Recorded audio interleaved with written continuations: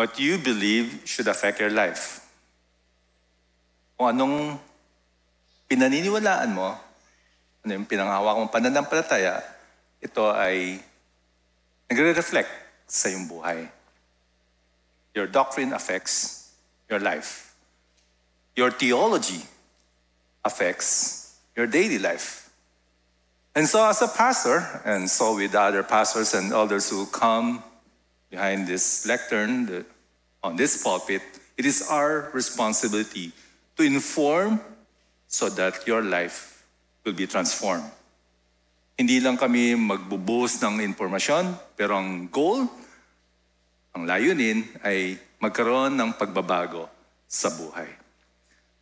Today, we'll be looking at Matthew chapter 12, in continuation of our sermon series on the book of Matthew.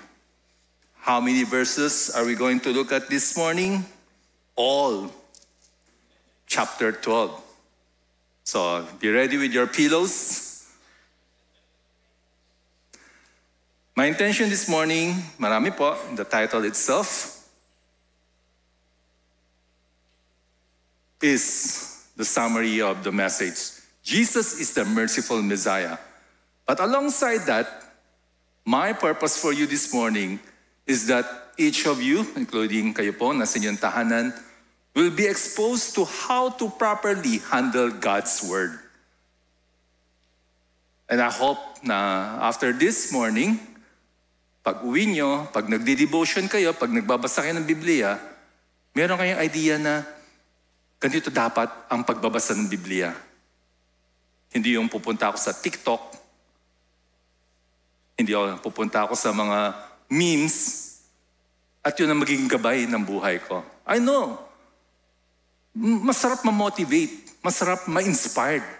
Lalo na kung inspiring yung mga nakita niyong posting tas i-repost niyo. But I hope that you will come to a point na pag minabasa kayo, malalaman niyo, ito ba ay galing kay Lord o popular memes lang to? Sapagkat kung hindi tayo mag-iingat, the more that we dwell in popular memes not found in the scripture, then sooner or later, baka pinanghahawakan na natin yung mga popular teachings sa social media na hindi naman pala galing kay Lord. Or more so, hindi natin nasa-sense, in contradiction na to sa sinasabi ni Lord. For example, magtiwala ka sa sarili mo.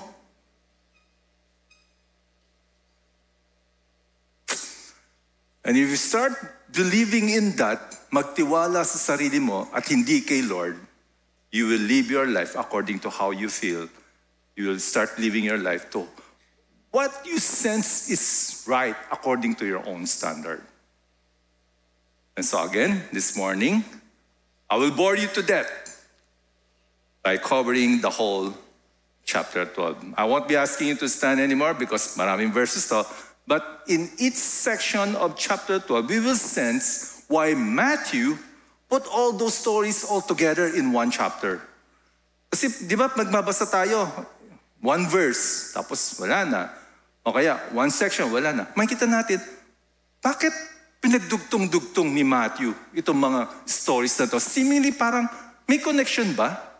Meron ba siyang gustong i-push? Meron ba siyang gustong i-drive into our minds and hearts so that our lives will be transformed and our faith will be firm? Let's pray.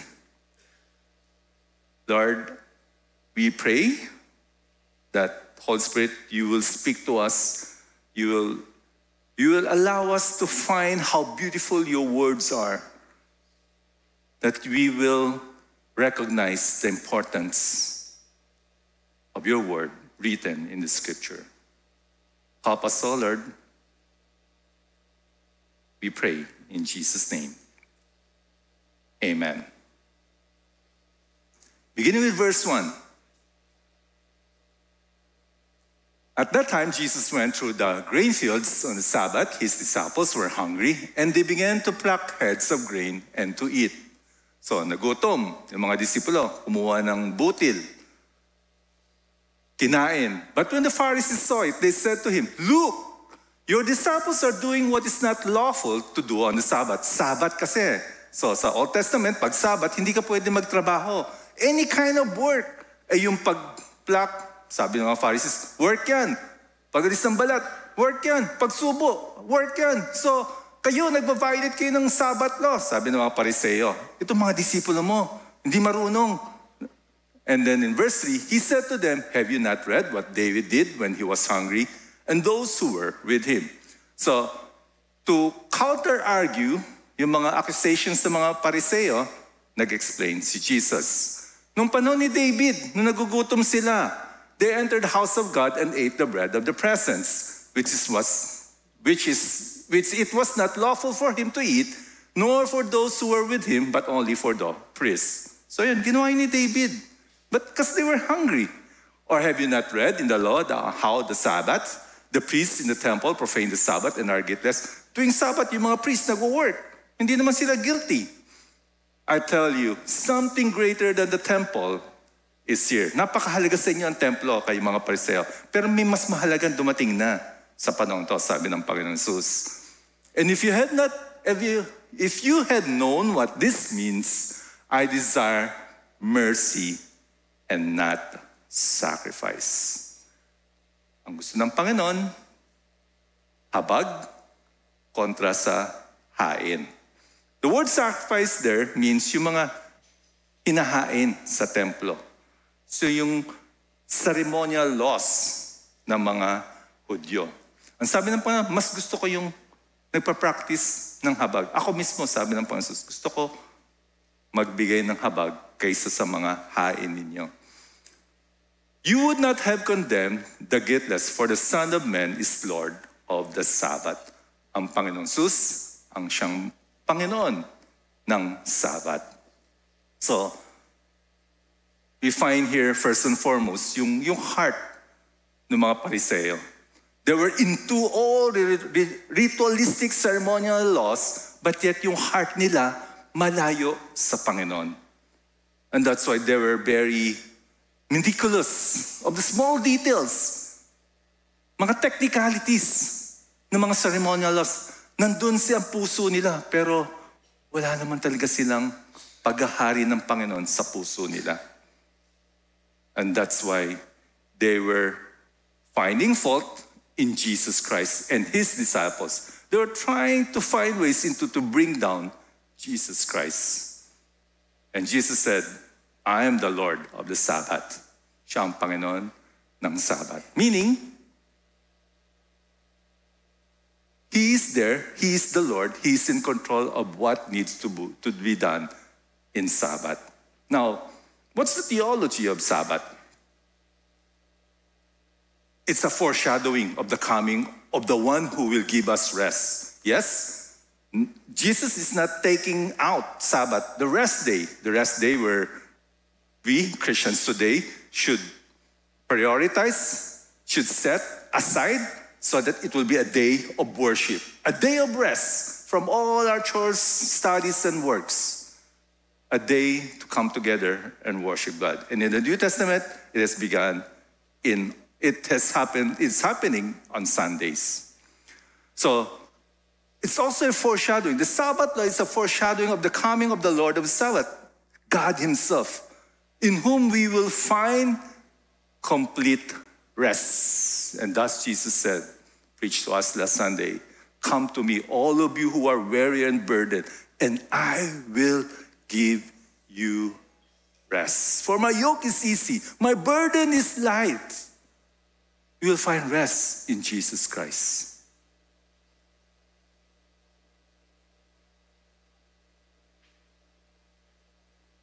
Pagod na ba kayo? Nakapagod, right? Concern here, concern there, finances, work, family, relationships, future, uncertainties of investments. The country is in chaos. Where will we find rest?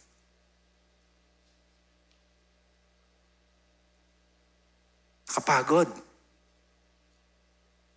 And that's why Jesus offers. You want complete rest? You want restedness in the most sincere and honest and truthful sense? Jesus offers this. Come to me, all of you who are weary and burdened, and I will give you rest.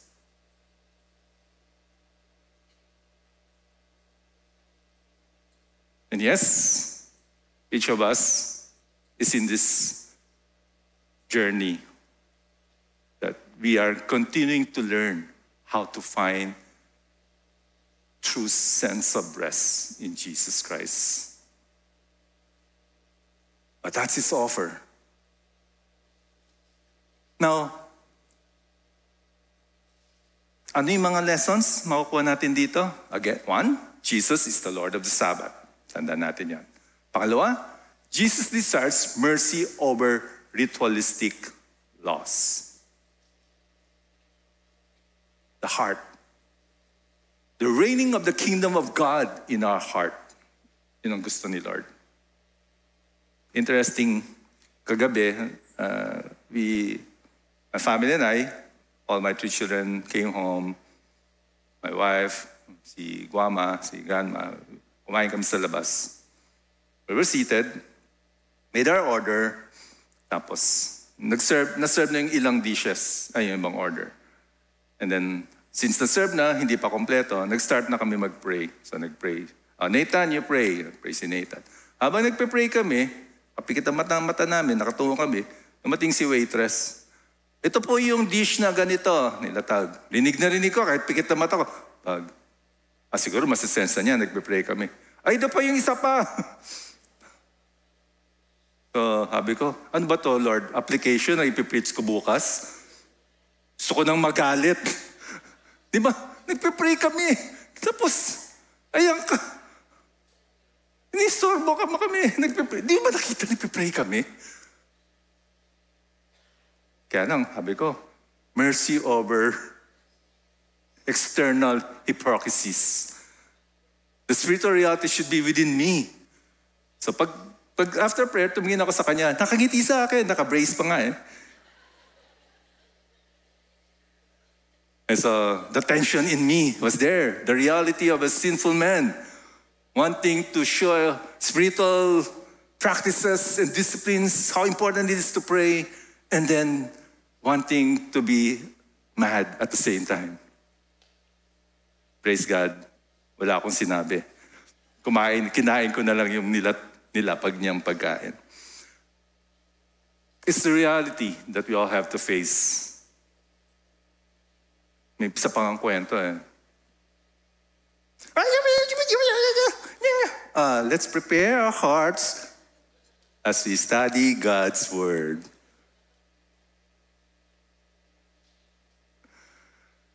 Don't get me wrong, I'm director of a foundation. I know there are policies to be set, to be implemented. There are rules to be followed. There are ways in order that things are run and managed properly. Hindi pwedeng basta-basta na lang.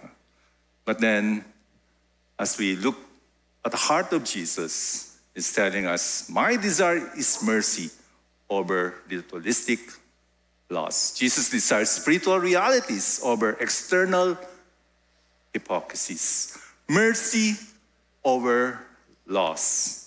And in that case, nagugutom yung mga disipulo, kumain, pero ang gusto ng mga Pariseo, laws, hindi mercy. Magutom na kayo.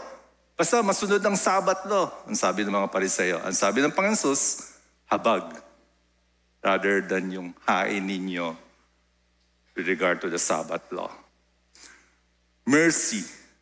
And this is also the point of Jesus when all these verses have been compiled together. Woe to you, scribes and Pharisees, hypocrites! For you tithe mint and dill and cumin and have neglected the weightier matters of the law, which is justice and mercy and faithfulness. This you ought to have done without neglecting the others. Another verse, so whatever you wish that others would do to you, do also to them. For this is the law and the prophet. Another verse, which reminds us of our trust for this year, love others selflessly. And the second is like this, second command, you shall love your neighbor as yourself. On these two commandments depend all the law and the prophets. Now, ano yung connection ng next section ng Matthew 12 dun sa pinupush or dinidrive ni Jesus na mercy over laws? Ito naman po ang next story. Next section of Matthew chapter 12. So, konektado. Sabi dito, he went on from there and entered their synagogue. And a man was there with a withered hand. And they asked him, is it lawful to heal on the Sabbath? Tama ba na magpagaling during day of Sabbath? Kasi sa Sabbath nga, bawal magtrabaho, bawal kumilos. So that they might accuse him, he said to them, which one of you who has a sheep, if it falls into a pit on the Sabbath, will not take hold of it and lift it out? Grabe yung hearts ng mga Pariseo. Di ba? Sinetap nila ang Panginoon Jesus. Nagdala sila isang mama na may withered hand, para sa isang kamay, and then tinanong nila yung katanungan. Tama ba? Pagalingin yan? Sabat? Ang sabi ng Panginoon Jesus. Sino sa inyo na may tupa, or in the modern case, sino sa inyo na may alagang, let's say, pet, dog, or cat? Nakita niyo nahulog sa kanal. Ano sasabihin niyo? Bukas na kita aalisin dyan, kasi Sabat eh. Meron bang ganun? Di ba? So common sense. Verse 12, of how much value is a man than a sheep? So it is lawful to do good on the Sabbath. Kung yun ngang pet mo, save mo. What more of a man? What more of a human, right? Then, verse 13, he said to the man, stretch out your hand. And the man stretched it out, and it was restored, healthy like the other. So yung kamay na paralisado, okay na. So both hands, okay na siya. Verse 14, but the Pharisees went out and conspired against him how to destroy him. Wow. Right? You just witnessed healing. And yet, the hearts of the Pharisees, they conspired, they set up plans in order to, and the word is, to destroy Jesus. Mercy over rituals. In other words, it's the kingdom of God reigning in our heart over all the external performances. We have to look up in our hearts. And we struggle many times. And the thing that we can look at when we are failing to show mercy is the mercy that Jesus demonstrated to us. Dahil sa habag ng Diyos sa ating mga makasalanan, pinili ng Panginoong Jesus na ialay ang buhay niya sa cross upang ikaw at ako, mga makasalanan, tubusin, pagbayaran ng ating kasalanan, at pagkalooban ng buhay na walang hanggan. And it is that same mercy that God wants us to demonstrate to others. Yung habag, yung awa. That's God speaking to us.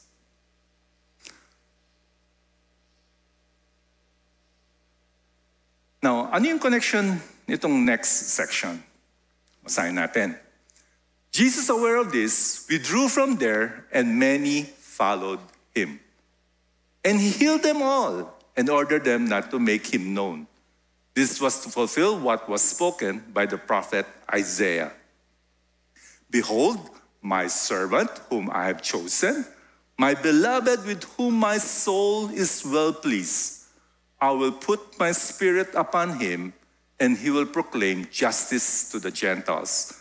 He will not quarrel or cry aloud, nor will anyone hear his voice in the streets. A bruised head he will not break, and a smoldering wick he will not quench, until he brings justice to victory. And in his name the Gentiles will hope. Quoting Hosea, a fulfillment of the coming of the Messiah. So, anong connection nito sa previous section? Bakit nilagay ni Matthew dito? It is to tell us that Jesus is the Messiah who will establish the kingdom of God. Si Jesus, siya yung Messiah. Yung nire-reject ng mga Pariseo, yung gustong i-destroy ng mga Pariseo, siya yung Panginoon. Siya yung Messiah, siya yung Kristo.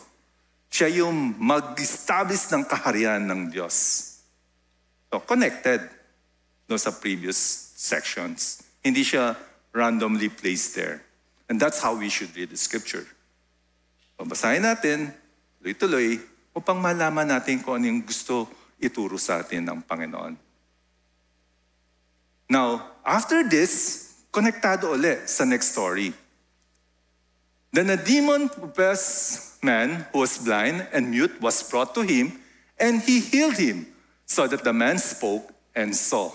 So meron daw mute, meron daw blind. Ang blind ay bulag, ang mute ay pipi.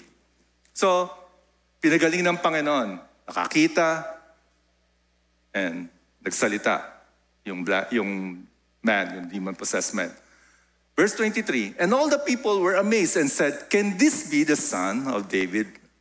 Yan na. So, all this healing may purpose. Hindi lang for the sake of healing, but to establish that Jesus is indeed the Messiah. The healing of Jesus found in the New Testament are but to tell us na siya nga yung Messiah. Siya yung Kristo. Siya yung Panginoon.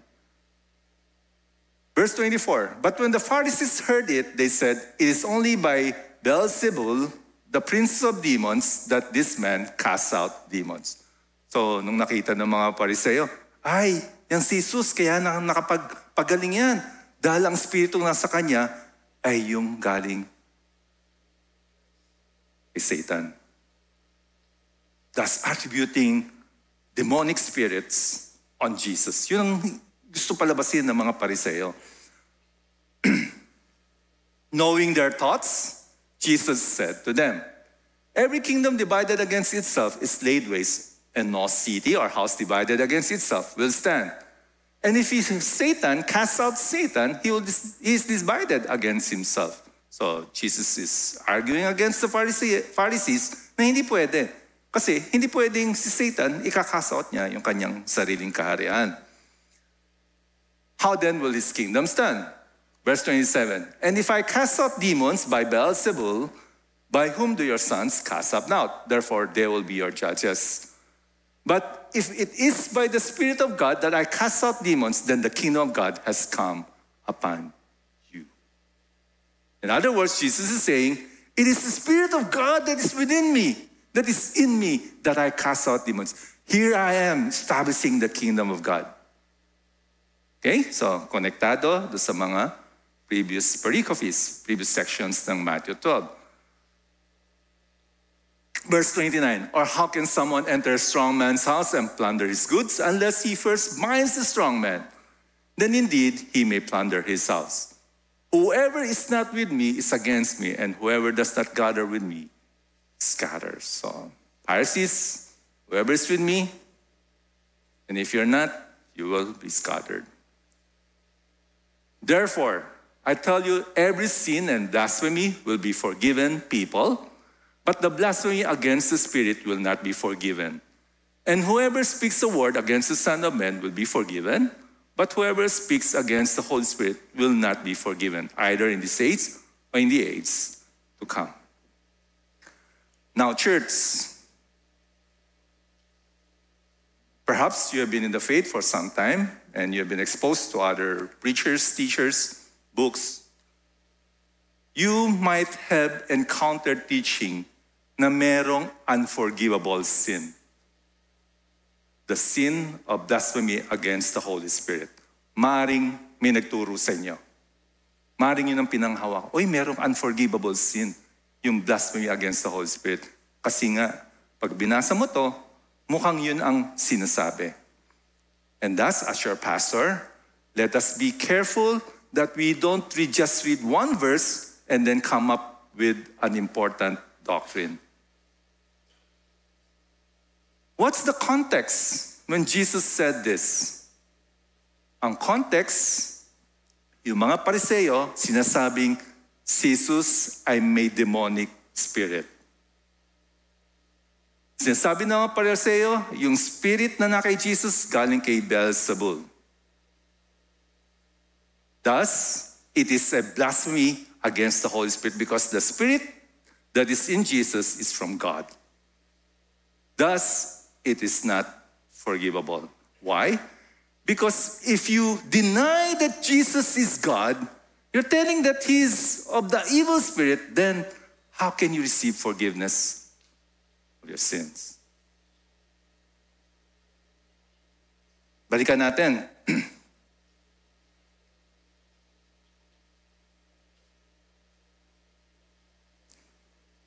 Kung meron mang unforgivable sin, it is to reject Jesus as the Messiah and the Savior. Of course, right? How can you be forgiven if you reject Jesus? And you say that Jesus, the spirit in Jesus, is of the evil spirit.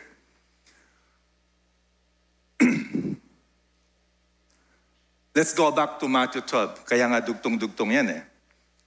Sabi sa verse 18, doon sa sinight na prophetic words from Hosea, behold, my servant whom I have chosen, referring to Jesus, my beloved with whom my soul is well pleased, I will put my spirit upon him, sabi ng God the Father, and he will proclaim justice to the Gentiles.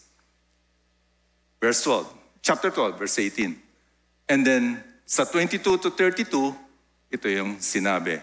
The blasphemy against the Holy Spirit will not be forgiven. Whoever speaks against the Holy Spirit will not be forgiven. Dahil by saying that the evil spirit is upon Jesus, you are denying that Jesus is indeed the Messiah. Siya yung Savior. Therefore, it is unforgivable in the context of the time of Jesus.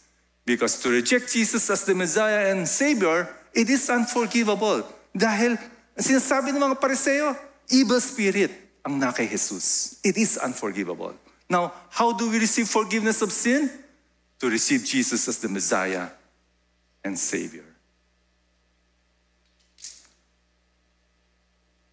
Ang kapatawaran ng kasalanan ay sa pamamagitan ni Jesus. Sapagkat siya ang Messiah, siya yung Kristo, siya yung dumating upang tayo tubusin sa ating mga kasalanan.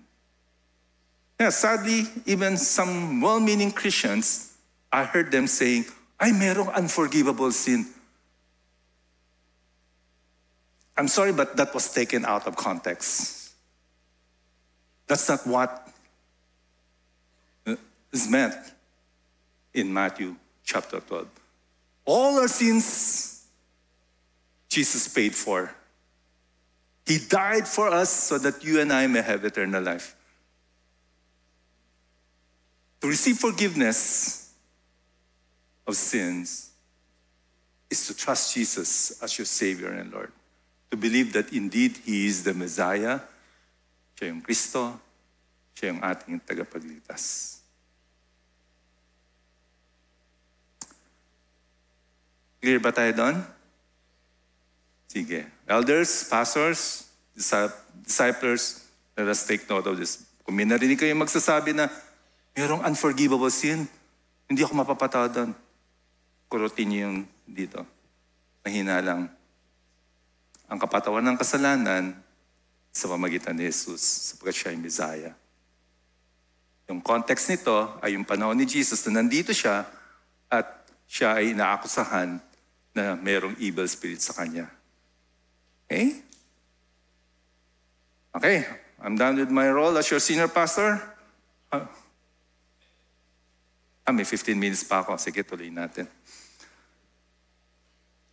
Matthew chapter 12, in continuation. Either make the tree good and its fruit good, or make the tree bad and its fruit bad. For the tree is known by its fruit. Klaro, di ba? Last Sunday, may lumapit sa akin. Sabi niya, Pastor, ganda talaga ng anak mo. Actually, a few days ago, may nagsabi ulit sa akin sa bayan. Pastor, hindi Pastor. Sir, hindi naman niya ako kilala sa Pastor. Nakita niya anak ko, ang ganda talaga ng anak mo. Alam mo sagot ko? A good tree bears good fruit. Sa Tagalog, kung ano yung puno, siya yung bunga. Di ba? Medyo halfway lang sila nag-agree. Kasi ang sabi nila, opo, totoo nga naman, ang ganda ng asawa niyo. You'll be the judge. Now, that's again taken out of context. Because in this context, Jesus wants to emphasize the heart that is within a person. You brood of vipers, referring to the Pharisees, how can you speak good when you are evil? For out of the abundance of the heart, the mouth speaks. Right. The good person out of his good treasure brings forth good, and the evil person out of his evil treasure brings forth evil.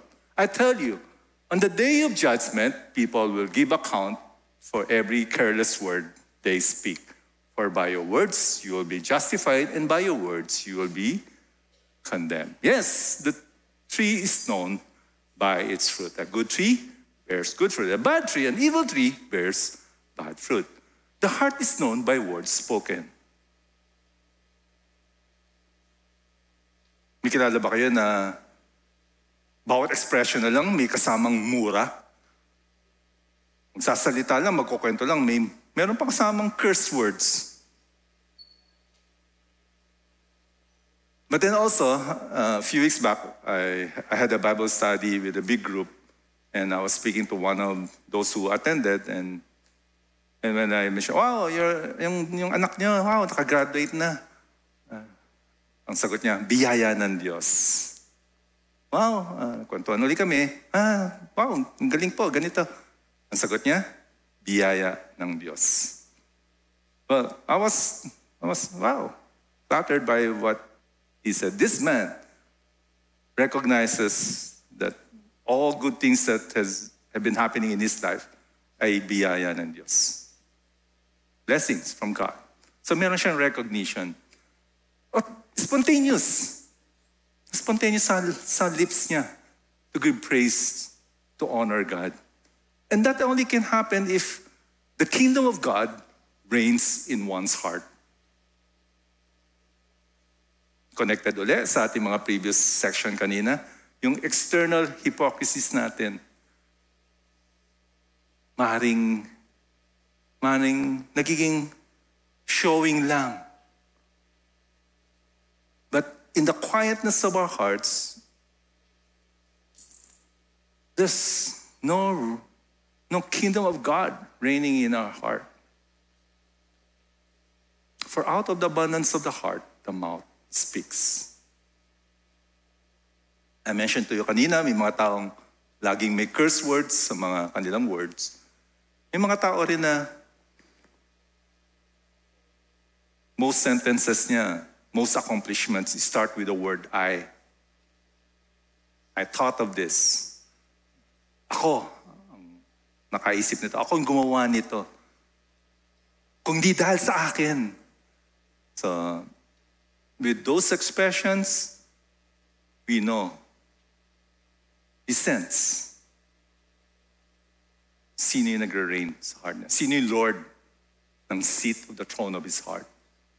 The word I.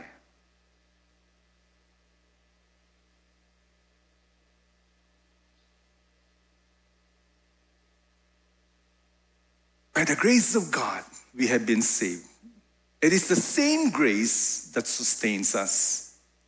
Biyaya ng Diyos. You and I are in this journey wherein the sanctifying work of God continues. At yung working the Lord sa life natin, the more that we come before God, The more that we inventory all our successes and accomplishments, and the more that we really look into our own self, I hope that we will continue to recognize the mercies of God upon us, the grace of God upon us.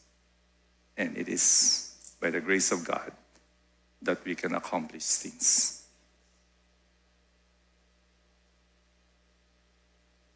Now, referring to the Pharisees, what they're saying, what they're trying to conspire against Jesus, their hearts are all absent of the kingdom of God. Continue. Verse 38, then some of the scribes and Pharisees answered him, saying, Teacher, we wish to see a sign from you. But he answered them, an evil and adulterous generation seeks for a sign, but no sign will be given to it except the sign of the prophet Jonah. For just as Jonah was 3 days and 3 nights in the belly of the great fish, so will the Son of Man be 3 days and 3 nights in the heart of the earth. The men of Nineveh will rise up at the judgment with this generation and condemn it, for they repented at the preaching of Jonah, and behold, something greater than Jonah is here. Again, yung heart ng mga Pariseo, gusto namin ng sign, gusto namin ng miraculous sign. Patunayan mo na ikaw ang Messiah, gusto namin makita yon. And Jesus responded by saying this. Thus, Jesus saying, the Lord has given the ultimate sign of Jesus' death and resurrection for believers. Sa ating mananampalataya. Ito na yung ultimate sign. Ano pang sign na gusto mong makita? Ano pang sign magpapatunay na mahal ka ng Panginoon? Nahirapan ka mag-show ng mercy, nahirapan ka mag-love, nahirapan ka magpatawad. Ito na yung sign. Jesus died for you. You hopeless people who continues to sin against God. It's the sign. The sign of the cross. The sign of Jesus' sacrifice. What other miraculous signs, theatrical signs that you want to look for? Jesus already died for you. God Himself. Ano pang hinihintay mo? Ano pang sign ang gusto mong makita upang patunay na mahal ka niya? Ano pang sign na gusto mong makita upang malaman mo na mayroong kapatawaran, mayroong buhay na walang hanggang na iyong makakamtan sa pamagitan ng Panginoong Yesus? But others will continue to seek miraculous signs as excuses for unbelief. The hearts of the Pharisees, they still would want to find miraculous signs as an excuse for their unbelief. Ayaw nilang maniwala, ayaw nilang manampalataya, ayaw nilang kilalanin na si Jesus nga ang Messiah. At gagawa sila ng marami pang other, gusto namin ng miraculous signs.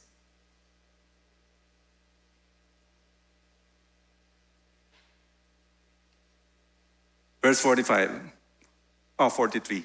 When the unclean spirit has gone out of a person, it passes through waterless places, seeking rest but finds none. Then it says, I will return to my house from which I came, and when it comes, it finds the house empty, swept, and put in order. Then it goes and brings in 7 other spirits, more evil than itself, and they enter and dwell there, and the last state of that person is worse than the first. So also will it be with this evil generation. Nag-cite ngayon si Jesus na example about demonic casting. Sabi ng Panginoon, kung yung heart ng isang tao, palabas nga yung evil spirit, at hindi naman naghari ang kaharian ng Diyos, babalik yung evil spirit, mas malala.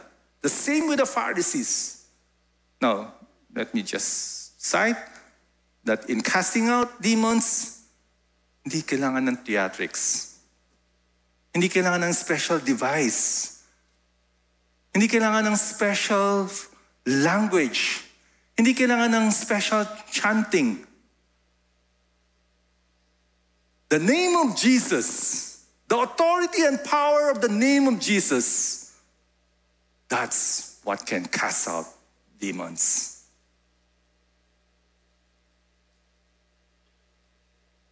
And since the authority and power of Jesus were rejected by the Pharisees, then it will be worse for them. They do not subject themselves to the kingdom of God, to the Messiah. They continue to reject Jesus as the Messiah, the Savior. While he was still speaking, verse 46, to the people, behold, his mother and his brothers stood outside asking to speak to him. But he replied to the man who told him, who is my mother and who are my brothers? Now, kung binabasa niyo yung Matthew 12, magtatataka kayo, ano kinalaman ng kwentong yan? Bakit sinight ni Matthew yan? Anong connection niya sa mga previous verses? And this is what the next verses say. And stretching out his hand toward his disciples, he said, here are my mother and my brothers. For whoever does the will of my Father in heaven is my brother and sister and mother. Balikan natin ang history. Yung mga half-brothers ni Jesus, it took the resurrection of Jesus because before even James believed the half-brother. So itong time na to, pumunta yung mga biological half-siblings, family ni Jesus. Ang sabi ng Panginoon, sino yung pamilya ko? Sino yung pamilya ko? Sabi ng Panginoon Jesus. Whoever does the will of my Father in heaven is my brother and sister. And again, bringing back to us those who will truly believe who Jesus is. The true light which gives light to everyone, found in John chapter 1, was coming into the world. He was in the world, and the world was made through him. Yet the world did not know him. He came to his own, and his own people did not receive him. He is the true light. He came to bring light to everyone, and yet he was rejected by his very own people, the Jewish people. He was rejected. They did not receive him. They rejected him. The Pharisees accused him of having evil spirit in him. And that's why Jesus had to declare, but to all who did receive him, who believe in the name of Jesus Christ, he gave the right to become children of God. Ang lahat nanampalataya at tinanggap ng Panginoong Jesus, pinagkalooban ng karapatang tawaging mga anak ng Diyos. Who were born not of blood, nor of the will of the flesh, hindi dahil sa bayo, tulad ni James, mga half-brothers ni Jesus. Nor the will of the flesh, nor of the will of men, but of God. You and I have been born into the kingdom of God because of the Spirit of God. It is by the act of Jesus Christ on the cross that Jesus nga ang siyang Messiah na tumubos sa atin. Dumating siya, ngunit siya ay nireject ng iba, ng mga Jewish people, at marami pang who continue to reject kung sino si Jesus. But you and I, lahat tayong nanampalataya sa Panginoon Jesus, pinagkaloobang tawaging anak ng Diyos. We have been informed to transform.